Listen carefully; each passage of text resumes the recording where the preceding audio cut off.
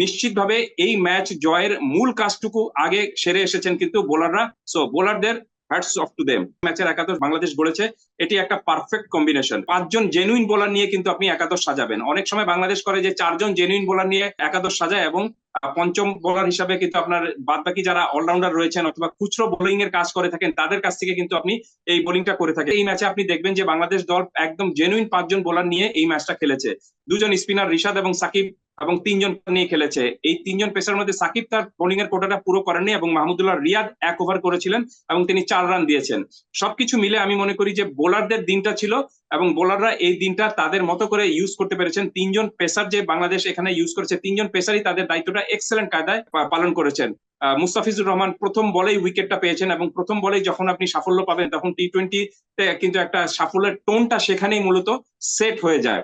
এবং মুস্তাফিজ তারপরে এক্সেলেন্ট কায়দায় বোলিং করেছেন, 3টি উইকেট পেয়েছেন। 3টি উইকেট তিনি পেয়েছেন মাত্র 4 ওভারে 17 রানে 3 উইকেট। তাসকিন আহমেদ বাংলাদেশ থেকে তিনি যখন গিয়েছিলেন তখনই তিনি ইনজুরি নিয়েই দলের সঙ্গে ছিলেন এবং প্রায় 15 দিন তিনি কোনো ধরনের কোনো প্র্যাকটিসে ছিলেন না। 1 জুনে তিনি প্র্যাকটিস শুরু করেছিলেন, তাও আপনি ফুল থ্রটলে প্র্যাকটিস করেননি।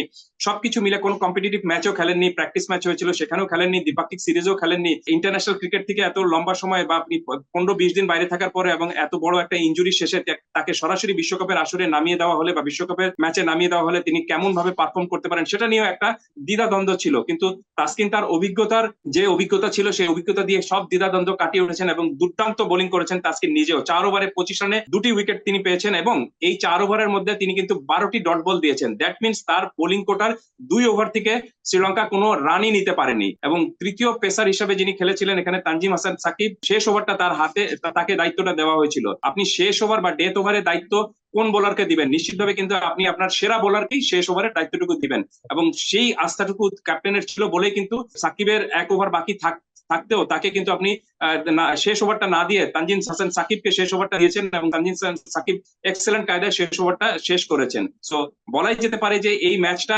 নিয়ন্ত্রণ করছিল আপনার শ্রীলঙ্কার ব্যাটিং এর সময় বাংলাদেশের বোলাররা। 14.1 ওভারে শ্রীলঙ্কার স্কোর ছিল 100 রান। দ্যাট মিনস এবং তারা সঞ্চয় করেছে সব মিলিয়ে 124 রান। এই হিসাবটা জানাচ্ছে যে শেষের 29 বলে তাদের রান এসেছে মাত্র 24 রান। পেসারদের ভালো পারফরমেন্স এর মধ্যে আরেকজন ভালো থেকে আরো ভালো পারফর্ম করেছেন লেগ স্পিনার রিশাদ হোসেন। তিনি 4 ওভার বোলিং করেছেন, 4 ওভারে 22 রানে 3 উইকেট পেয়েছেন এবং সবচেয়ে মজার বিষয়টা হলো যে এই বিশ্বকাপের কিন্তু এটি তার অভিষেক, অর্থাৎ বিশ্বকাপে এই প্রথমবারের মতো এত কোনো বড় আসরে তিনি খেলতে নামছেন। এর আগে দ্বিপাক্ষিক সিরিজ তিনি খেলেছেন এবং খুব বেশি লম্বা সময় তিনি কিন্তু হয়নি যে তার বাংলাদেশ দলে টি-20-তে অভিষেক হয়েছে। শ্রীলঙ্কার বিরুদ্ধে সিরিজে খুব সম্ভবত তার অভিষেক হয়েছিল গত জানুয়ারিতে এবং ইন্টারন্যাশনাল ক্রিকেটে তার অভিজ্ঞতা খুব একটা বেশি কিছু না। বাংলাদেশ এই প্রথমবারের মতো কোনো একজন জেনুইন লেগ স্পিনারকে নিয়ে বিশ্ব আসরে খেলতে গিয়েছে এবং সেই জেনুইন লেগ স্পিনার তার বিশ্বকাপের প্রথম ম্যাচে দুর্দান্ত পারফরমেন্স করেছেন এবং ম্যাচ সেরা হয়েছেন। কোনো সন্দেহ নেই যে এখন থেকে আপনি লেগ স্পিনারের যে একজন অভাব বাংলাদেশ লম্বা সময় ধরে ভুগছিল এবং একজন লেগ স্পিনারকে সুযোগ না দেওয়ার যে বিষয়টা এতদিন ধরে পড়েছিল, এখন এই রিশাদ হোসেনের এই পারফরমেন্স কিন্তু এখন প্রমাণ করছে যে একজন লেগ স্পিনারের অভাবটা বাংলাদেশ দল লম্বা সময় ধরে ছিল এবং একজন লেগ স্পিনারের কার্যকারিতারা আপনার টি-20-তে অনেক ইম্পর্টেন্ট এবং সেটা রিশাদ হোসেন এই ম্যাচে করে দেখিয়েছেন। সবচেয়ে ভালো পারফরমেন্স তার, ম্যান অফ দ্য ম্যাচ হয়েছেন। নিশ্চিতভাবে তার জন্য কিন্তু আপনার সামনের সময়টা খুব উজ্জ্বল এবং তাকেও এই ম্যাচের পারফরমেন্স তাকে সামনে আরো অনেক বেশি অনুপ্রাণিত করবে। বাংলাদেশ যে বোলিং করেছে এখানে তাতে নিশ্চিতভাবে এই ম্যাচ জয়ের মূল কাজটুকু আগে সেরে এসেছেন কিন্তু বোলাররা। সো বোলারদের হ্যাটস অফ টু দেম।